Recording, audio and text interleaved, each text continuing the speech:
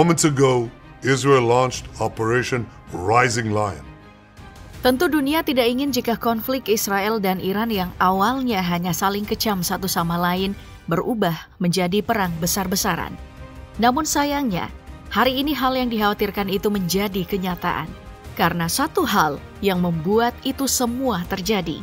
Perdana Menteri Israel Benjamin Netanyahu mengerahkan serangan udara terhadap markas militer bersama situs nuklir Iran yang menewaskan beberapa ilmuwan Iran beserta salah satu komandan Islamic Revolutionary Guard Corps.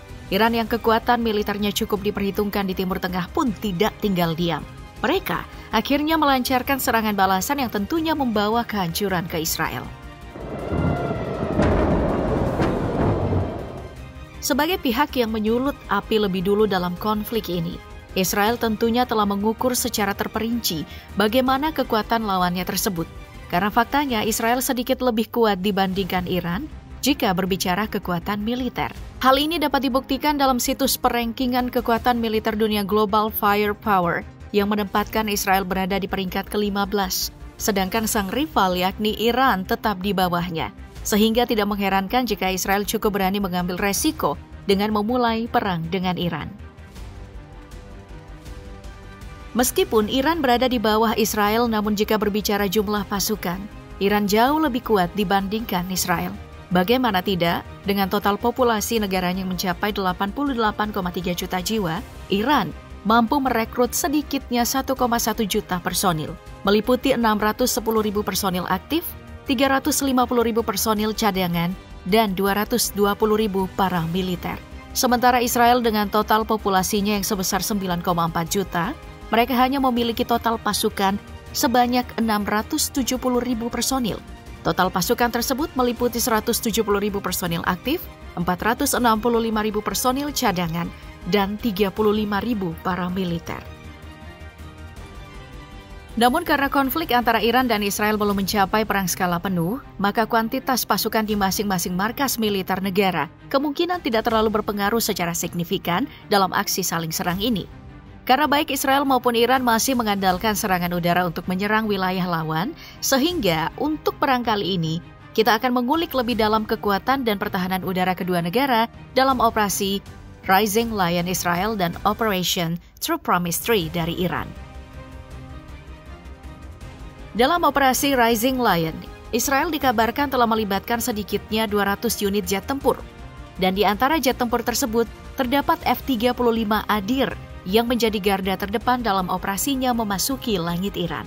Adir sendiri merupakan varian khusus dari F-35 Lightning II yang telah mendapatkan peningkatan untuk dioperasikan oleh Angkatan Udara Israel. Dengan jet tempur ini, Adir memainkan peran penting dalam penargetan lebih dari 100 lokasi Iran, termasuk fasilitas pengayaan uranium Natanz, lokasi produksi rudal, dan sistem pertahanan udara. Selain F-35 Adir, Angkatan Udara Israel pun diklaim mengerahkan jet tempur F-16I Sufa untuk menyerang Iran. Sama seperti F-35 Adir, jet tempur ini pun merupakan hasil peningkatan F-16D Block 52 yang dirancang khusus untuk memenuhi kebutuhan dari operasi Angkatan Udara Israel. Dan dalam operasinya menyerang Iran, Sufa digunakan untuk mendukung F-35 Adir dengan meluncurkan serangan elektronik dan umpan untuk mengalihkan perhatian serta menekan pertahanan udara Iran.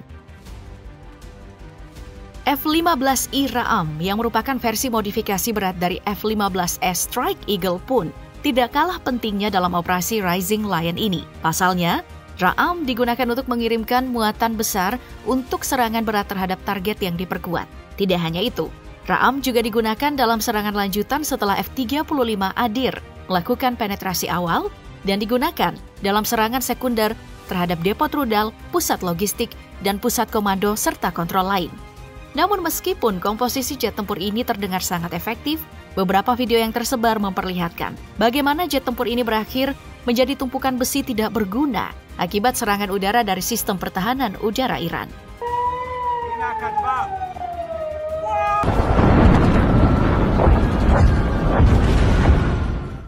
Berbeda dengan Iran, mereka tahu jelas bahwa Israel memiliki sistem pertahanan udara berlapis yang tentunya tidak akan mudah untuk ditembus. Apalagi seperti yang kita ketahui, Iran masih mengandalkan armada lama seperti F-4 dan F-5 buatan Amerika Serikat, serta MiG-29 era Soviet. Walaupun ada pengembangan dalam negeri dan akuisisi sistem Rusia, Iran belum memiliki jet tempur generasi kelima.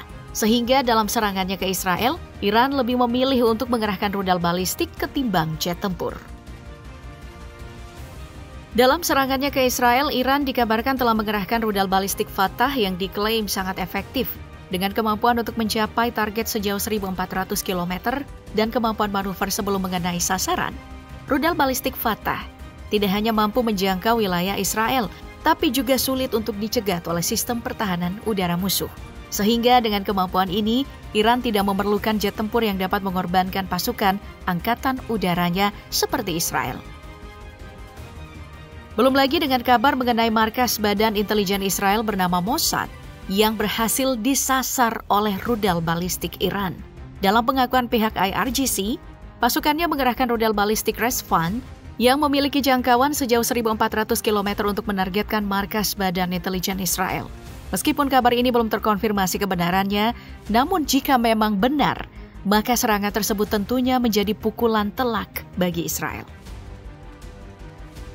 Berbeda dengan Israel, negara tersebut lebih memilih menggunakan deretan jet tempur kebanggaan dengan membawa berbagai rudal teknologi canggih.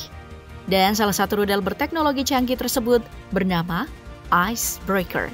Rudal jarak jauh super pintar ini tahu cara menemukan targetnya dengan akurasi luar biasa, bahkan dalam kondisi yang sangat sulit. Rudal ini dibuat untuk menghantam berbagai target bernilai tinggi, baik di darat maupun di laut, dan melakukannya dengan otonomi yang mengejutkan.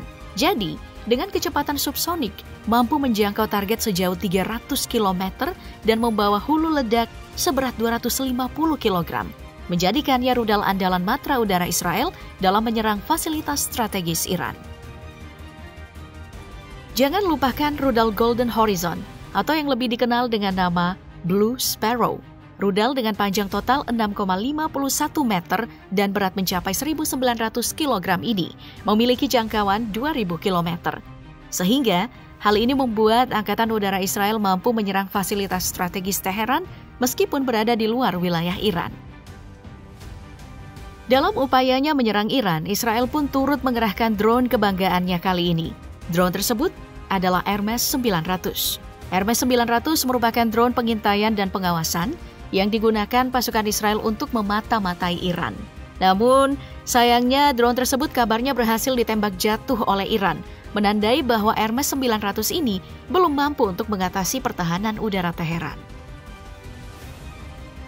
Berbeda dengan Iran, negara ini justru menggunakan drone kamikaze bernama Shahid 136 untuk menggempur Israel. Dengan membawa hulu ledak seberat 50 kg dan mampu beroperasi sejauh 2.500 km, Shahid 136 menjadi senjata yang cukup murah dalam menargetkan fasilitas-fasilitas penting Israel.